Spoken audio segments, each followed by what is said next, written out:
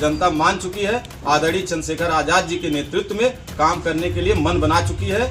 इसलिए आप देखते रहिए 2027 में परिवर्तन। समाज को गुमराह करने के लिए बाबा साहेब अम्बेडकर का फोटो दिखा करके लोग राजनीति कर रहे हैं, लेकिन ये नहीं होना चाहिए। और उनके विचारधारा का दिए हुए अधिकार की बदौलत एक फिल्म स्टार विजय थलपति जो है पार्टी का जो है नींव डालते हैं, 2 साल के अंदर वो कड़ी मेहनत परिश्रम, संविधान की ताकत, बाबा साहेब अम्बेडकर की ताकत की देन है कि वो आज जो है प्रदेश के मुख्य रूप से मुख्यमंत्री के रूप में जो है अपने आप को जो है स्थापित। बीजेपी जब से आई, ईवीएम तब से आया।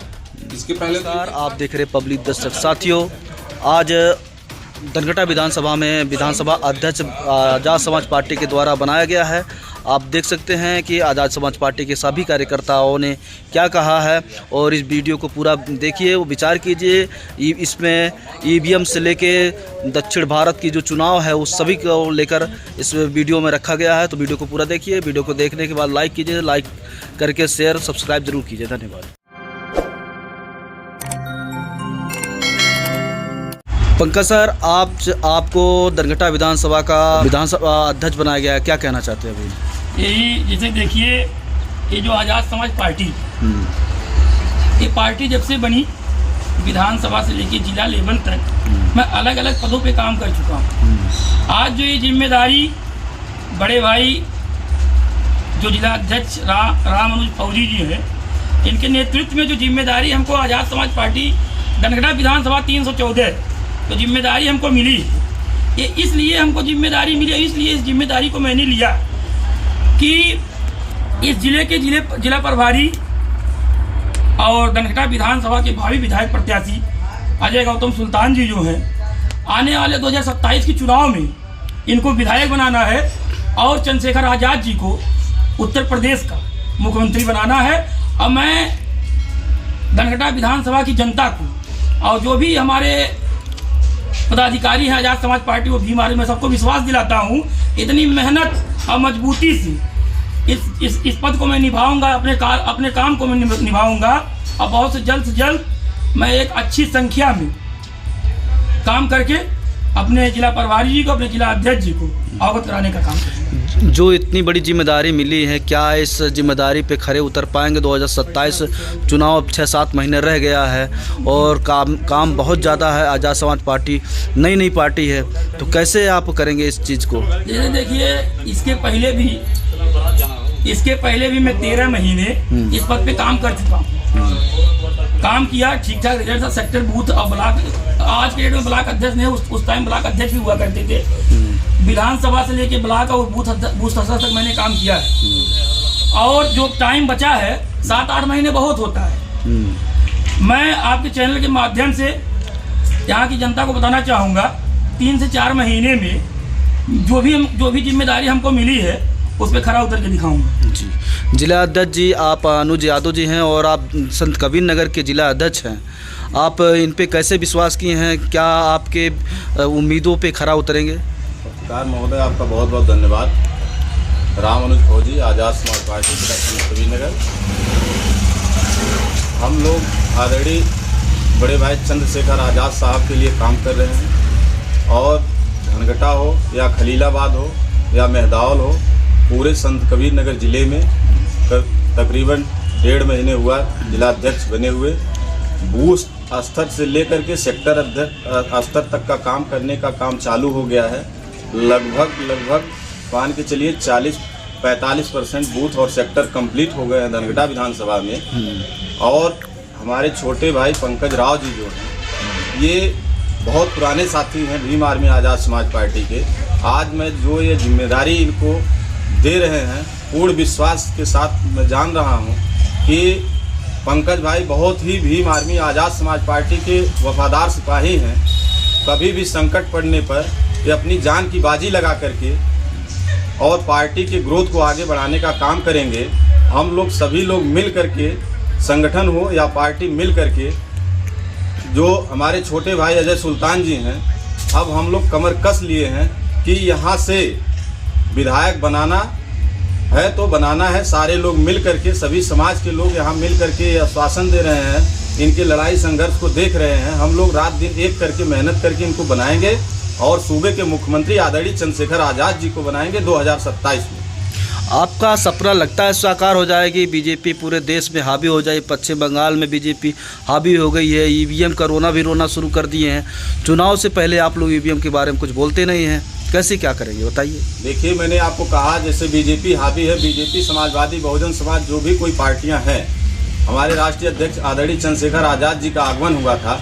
किसी भी पार्टी में इतना दम नहीं था कि जो जूनियर हाई स्कूल में पब्लिक इस समय पूरे उत्तर प्रदेश नहीं पूरे भारत देश के अंदर बहुजन समाज हो या चाहे माइनॉरिटी समाज ओबीसी समाज हो, हमारे राष्ट्रीय अध्यक्ष आदरणीय चंद्रशेखर आज़ाद जी के ऊपर पूरा देश विश्वास कर लिया, नेता मान चुका है। संविधान की रक्षा, जवानों की रक्षा, दवाई की बात, पढ़ाई की बात, नौकरी की बात, जो भी चीज़ें होती है सब पूरा पब्लिक और जनता मान चुकी है। आदरणीय चंद्रशेखर आज़ाद जी के नेतृत्व में काम करने के लिए मन बना चुकी है। इसलिए आप देखते रहिए 2027 में परिवर्तन तय। आप धनघटा विधानसभा के विधायक के प्रत्याशी हैं, क्या कहना चाहते हैं? इस वक्त किस प्रकार से तैयारी चल रही है? तैयारी हम लोगों की बड़ी जो है मजबूती से हम लोग ज़मीन पर काम कर रहे हैं। गरीबों के साथ, मजदूरों के साथ, बेबस लाचारों के साथ न्याय दिलाने का काम कर रहे हैं। उनके हक अधिकार की लड़ाई हम लोग लड़ रहे हैं। हमारे मुखिया आदरणीय चंद्रशेखर आज़ाद साहब रोड से लेकर के संसद तक लड़ने का काम कर रहे हैं। सुरक्षा की बात कर रहे हैं, लोगों के रोजगार की बात कर रहे हैं। अभी वो एक उनका जो है स्टेटमेंट आया है कि उनकी जब सरकार बनेगी तो इस जो है प्रदेश के अंदर अगर वो मुख्यमंत्री बनते हैं तो शिक्षा जो है 1 से लेकर के 12 तक की शिक्षा जो है उनके सरकार में फ्री की जाएगी। तो हम लोगों का जो मिशन मूवमेंट है वो सत्यभारत बाबा साहब बी आर अम्बेडकर साहब, माननीय कांसी राम साहब का जो इस देश में विचारधारा है उसको स्थापित करने का है। और गरीब, शोषित, वंचित, पीड़ित, लाचार, बेबस, बेरोजगार जितने भी लोग हैं सबके जो है सुरक्षा करना जो हम लोगों का काम है। जिस तरह से हम लोगों के जो है मुखिया चंद्रशेखर आज़ाद साहब जो है रोड से लेकर के संसद तक लड़ रहे हैं, हम भी जो है यहाँ से जब हमको जनता जो है चुन करके विधानसभा में भेजेगी तो हम यहाँ की आवाज़ जो है विधानसभा में जरूर पूरी मजबूती के साथ उठाएंगे और सबके हक अधिकार की बात करेंगे, शिक्षा की बात करेंगे, रोजगार की बात करेंगे। और ये मैं पूरे चैलेंज के साथ कहता हूँ कि आज़ाद समाज पार्टी का विधायक धनघटा विधानसभा से ये मान करके चलिए कि आज तक कोई विधायक नहीं हुआ होगा। ये मैं जो है आश्वासन दिलाता हूँ कि यहाँ की आवाज़ सबसे बुलंद होगी और यहाँ का हक अधिकार लोगों को मिलेगा। आपको लगता नहीं है कि जो डॉक्टर अंबेडकर का नाम से लोग वोट चुनाव लड़ रहे हैं, चुनाव जीत भी रहे हैं, और आपको नहीं लगता है कि इस पे बिजनेस सा माहौल हो गया है? वो दिल्ली में केजरीवाल हैं, डॉक्टर अंबेडकर की बात करके इतनी बड़ी पार्टी बनाए, चुनाव जीते, हारे भी, और बीजेपी तो पूरा डॉक्टर अंबेडकर के नाम पे चल रही है, समाजवादी पार्टी डॉक्टर अंबेडकर के नाम से चल रही है। यहाँ पर उत्तर प्रदेश में बहुजन समाज पार्टी तो है ही है, पहले से वो बहुत थी, और तमिलनाडु में सुपरस्टार वो भी डॉक्टर अंबेडकर की विचारधाराओं पर चलकर बने हैं। क्या लगता है कि डॉक्टर अंबेडकर को कोई बिजनेस बना रखे हैं या क्या वो चलेंगे डॉक्टर अंबेडकर की विचारधाराओं पे? इस देश के अंदर आपको मैं बता रहा हूँ बहुजन समाज को गुमराह करने के लिए बाबा साहब अंबेडकर का फोटो दिखा करके लोग राजनीति कर रहे हैं, लेकिन ये नहीं होना चाहिए और उनके विचारधारा का विरोध कर रहे हैं। उनकी मूर्तियां तोड़ी जा रही हैं, फोटो दिखा करके राज्यसभा लोकसभा में भड़काऊ भाषण दे रहे हैं। तो ये सारी चीजें जो हो रही हैं ये गलत है। इससे ये सिद्ध होता है कि डॉक्टर अंबेडकर के नाम पर, उनके फोटो पर राजनीति करने का काम कर रहे हैं। और जो अन्य पार्टी के लोग हैं इनको अब पता हो चुका है कि हम लोग अब कमजोर हो चुके हैं, बिना अंबेडकरवादी का हम लोगों का चलना नहीं है। आप देखे हैं अभी इस साल जो है नीला गमछा डाल करके सपा के जो है मुखिया आदरणीय चंद्रशेखर मुखिया जो है अखिलेश यादव जी नीला गमछा डाल करके बाबा साहब को पुष्प अर्पित कर रहे हैं। और भाजपा के विधायक और जो है प्रधानमंत्री जैसे लोग जो है नीला गमछा डाल करके बाबा साहब को पुष्प अर्पित कर चुके हैं। इसके पहले कभी ये लोग इस तरह से नहीं किए थे। तो इससे सिद्ध हो रहा है कि नीला गमछा अंबेडकर वादियों का गमछा है और अंबेडकर वादियों से सारे पार्टी के लोग झुक गए हैं।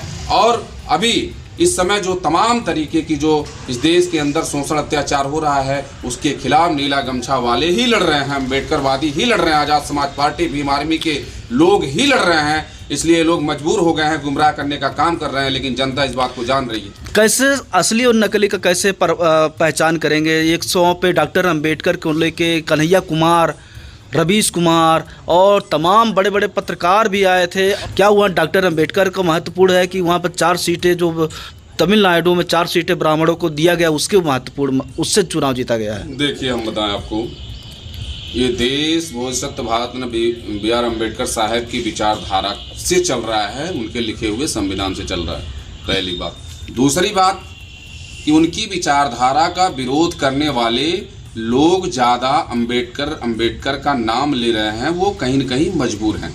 उनको ये पता है कि अम्बेडकरवादी लोग काफ़ी मजबूत हो चुके हैं और उनको ये भी पता है कि हम अगर उनका नाम नहीं लेंगे, उनका फोटो नहीं दिखाएंगे और उनकी बात नहीं करेंगे, बहुजन समाज की बात नहीं करेंगे, तो बहुजन समाज हमको वोट नहीं देगा। वो गुमराह करने के लिए सारी रणनीति अपना रहे हैं, लेकिन अब ये जनता गुमराह नहीं होने वाली है। सबको जनता देख ली है और अब ये मान करके चलिए, आप अभी देख रहे हैं आप जो तमिलनाडु में सरकार बनी, तमिलनाडु में जो सरकार बनी 2 साल के अंदर बोधिसत्व भारत बाबा साहब अम्बेडकर साहब की ताकत की बदौलत, उनकी कलम की बदौलत, संविधान में दिए हुए अधिकार की बदौलत एक फिल्म स्टार विजय थलपति जो है पार्टी का जो है नींव डालते हैं। 2 साल के अंदर वो कड़ी मेहनत, परिश्रम, संविधान की ताकत, बाबा साहब अम्बेडकर की ताकत की देन है कि वो आज जो है प्रदेश के मुख्य रूप से मुख्यमंत्री के रूप में जो है अपने आप को जो है स्थापित कर चुके हैं। तो ये डॉक्टर अम्बेडकर की देन है। लेकिन अब ये जो सारे विरोधी दल हैं अब हैरान परेशान हैं कि आज हमारी कई 100 साल की मतलब लगभग जब से देश आज़ाद हुआ है तब से जो है नींव डाली गई पार्टी पीछे हो जा रही है। बाबा साहब अम्बेडकर की कलम में इतनी ताकत कि 2 साल के अंदर पार्टी खड़ा करके अपने आप को अगर मुख्यमंत्री स्थापित करने की शक्ति कोई रखता है। और इस देश के अंदर चंद्रशेखर आज़ाद साहब पूरे भारत के अंदर संविधान की बदौलत, बाबा साहब अम्बेडकर की बदौलत, उनकी कलम की बदौलत इस देश में अपने आप को एक चेहरा, एक मजबूत नेता जो है बनने और बनाने का काम जो है कर रहे हैं।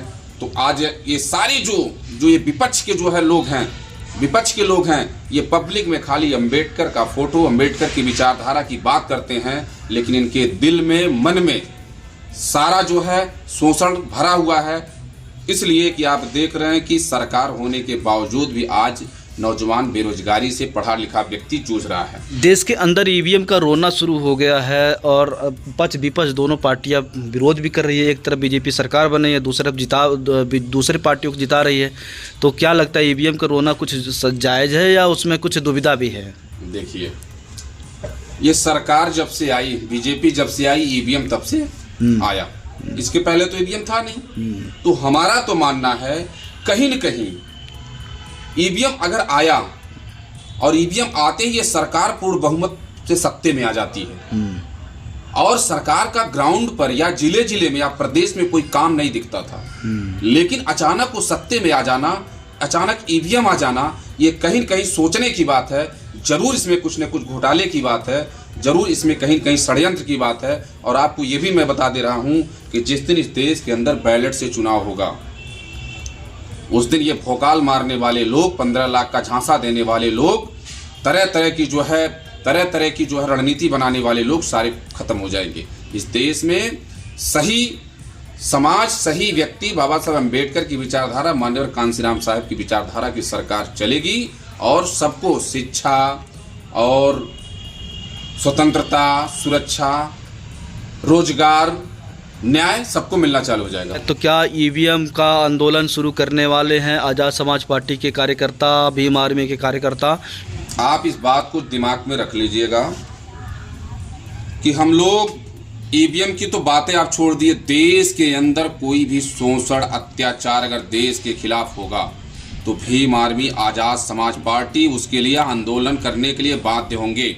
अगर ईवीएम गलत है, ईवीएम गलत है तो हम अगर विरोध कर रहे हैं, हमारे सांसद 10, 20, 25, 50 नहीं है, हमारे विधायक 10, 20, 50, 25, 50 नहीं है। इस देश के अंदर केवल एक सांसद सबकी आवाज़, सबकी बात अगर उठा रहे हैं तो हम लोग जिस दिन हमारे जो है विधायक हुए, सांसद हुए, तो याद रखेंगे लोग कि ईवीएम वो लोग नहीं हटा पा रहे जिनके सांसद विधायक आज इस देश के अंदर विपक्ष में खड़े हैं।